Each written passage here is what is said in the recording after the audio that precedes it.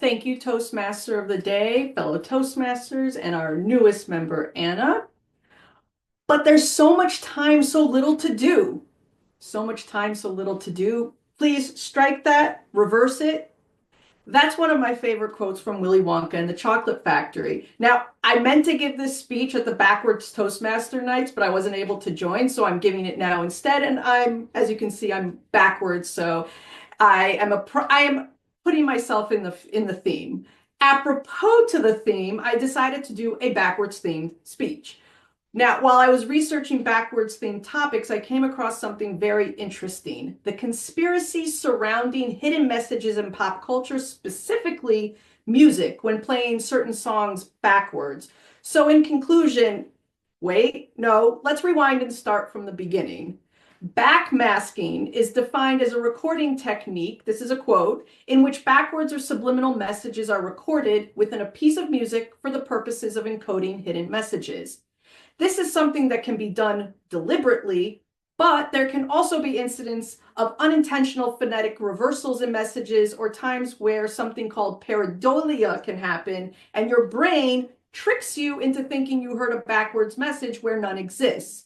Pareidolia, which is a form of apophenia, is the brain's way of perceiving messages, symbolism, or pictures in seemingly innocuous objects or inanimate objects or images, such as seeing a man in the moon, Jesus's face on a piece of toast, or believing you hear meaningful patterns in random noise.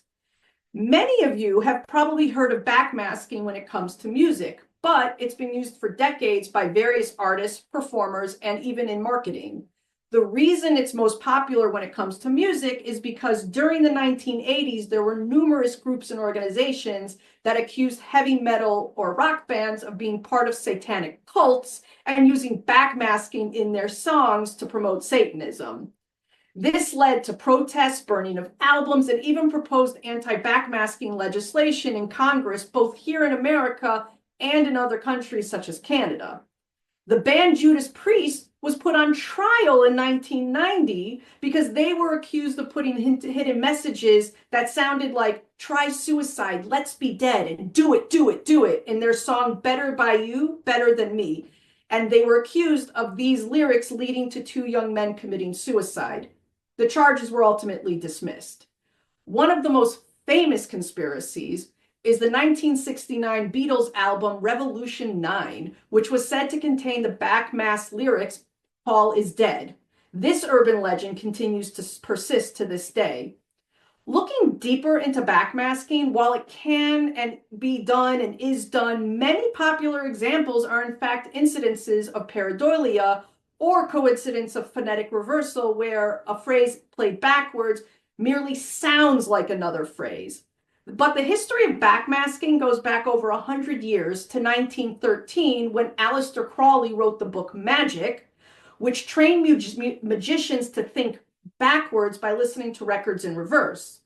The movie Ending to Gold Diggers of 1935 has a dancing piano number to a song called "The Words Are in My Heart," in which it was filmed in reverse motion, and the accompanying instrumental score is also incidentally reversed. The first acknowledged recorded album to include backmasking was a 1959 recording called "Car Trouble" by the Eligibles. In the song, there are two seemingly nonsensical passages. However, when reversed, you can hear the phrase, "and you can get my daughter back by 10:30, you bum."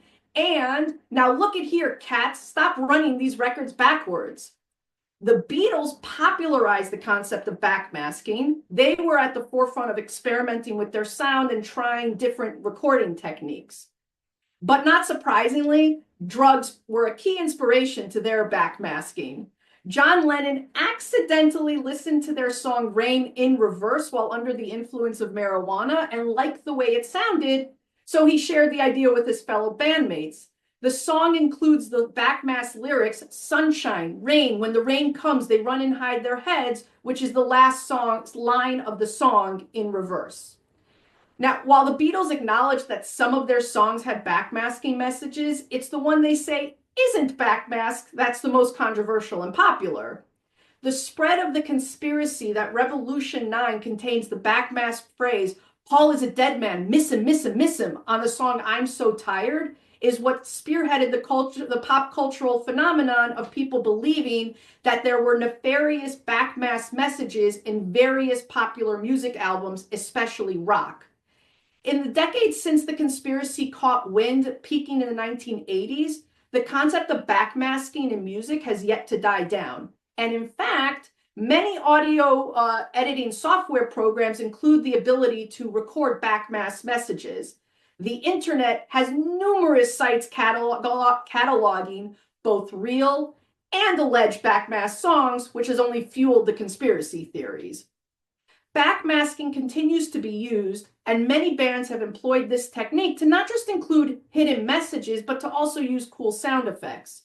Some musicians have used backmasking to create whole new songs or even whole new albums when played backwards. Some musicians have even used backmasking to avoid censorship laws. Whether real or imagined, our brain is constantly looking for ways to find hidden messages or patterns of all forms in the world within which we interact. Finding patterns and putting meaning to them is one of the ways we have evolved our survival instincts through our ability to identify threats. And even when debunked, the idea persists that hidden messages exist. And when we want to believe they're there, we hear them no matter what someone says to convince us otherwise. Backmasking is a fun way to hide Easter eggs in songs, but we have seen it also can be very controversial. Whichever way you look at it, our brains work in mysterious and fun and intriguing ways. And for fun, try listening to Neil Armstrong's One Small Step for Mankind in reverse and try to convince yourself you don't hear the words, man will spacewalk. Thank you.